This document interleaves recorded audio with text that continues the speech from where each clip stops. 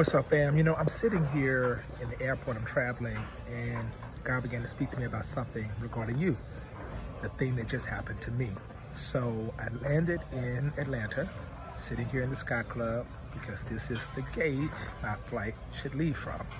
Then I got an alert that said, your flight has been changed to an entirely different gate. Now, I could get frustrated, get upset, and say, oh my goodness, but here's the deal.